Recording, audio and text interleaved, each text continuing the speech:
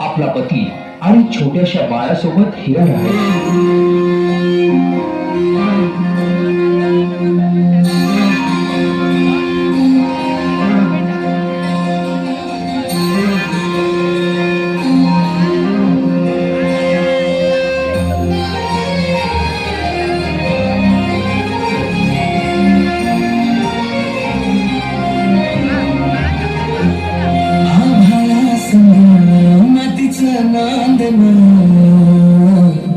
जीव झाला चकवा चांदन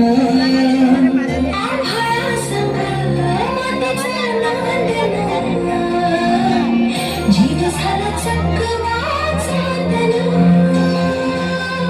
दिवसाच दिस त्यात तारया निभावते दिवसाच दिस त्यात तारया निभावते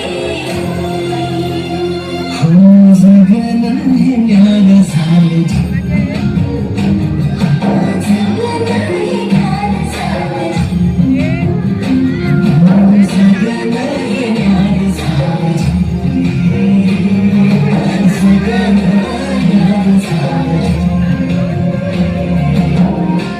नेहमीप्रमाणे एके दिवशी हिरानं गोठ्यातून जनावरांचं दूध काढलं आणि आपल्या तान्ह्या बाळाला खेळवून पुन्हा त्याला घरी सोडून ती रायगडावर निघाली.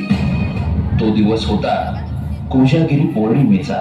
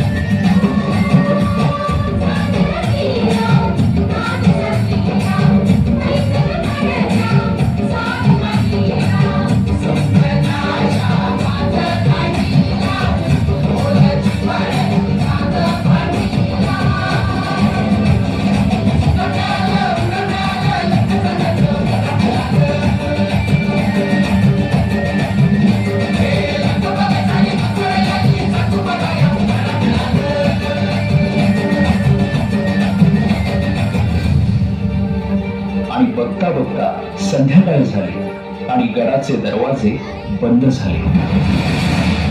माझं बाळ एकलं आहे घरी त्या पद्धती तुमच्याकडे मला जाऊ दे.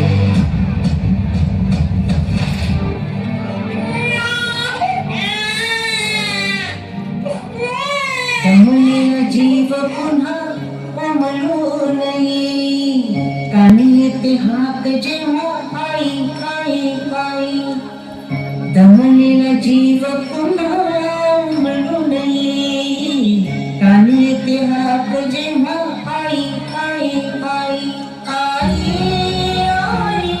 आई आई आई आई कुठून तरी रस्ता असेल ना एवढा मोठा गड. तो पश्चिमेचा कडा आहे तिथून तटबंदी न पुरुष कडा असा भाग झाला तिथून फक्त वाघावर येतो आणि पाणी खाली टाकतो. माझं बाळ आई भावाने राहील पाठीशी उभी आई बाबांनीला संधीकडे पोहोचता येत नाही म्हणून तर तिनं आई बनवलं. पोटासाठी घरी रोज हिंडते पाऊल कान घेते क्षण क्षण पिरांची चाहूल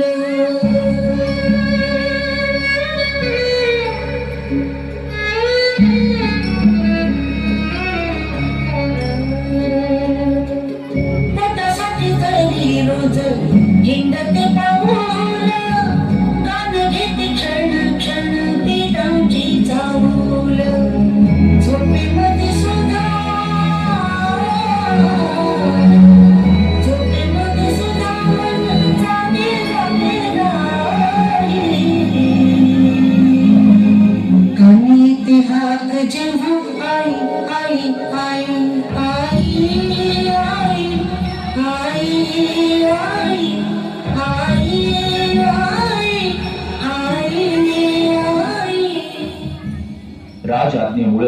दरवाजा उघडणं शक्य नसल्यानं तिचं म्हणणं कुणीच ऐकेना. आता हिराच्या डोळ्यासमोर येत होतं ते म्हणजे तिचं घरी एकटं असलेलं तान्हबाळ. त्याच्या आठवणीनं व्याकुळ झालेल्या हिरानं किल्ल्याच्या तळावरून खाली उतरण्याचा निर्णय घेतला.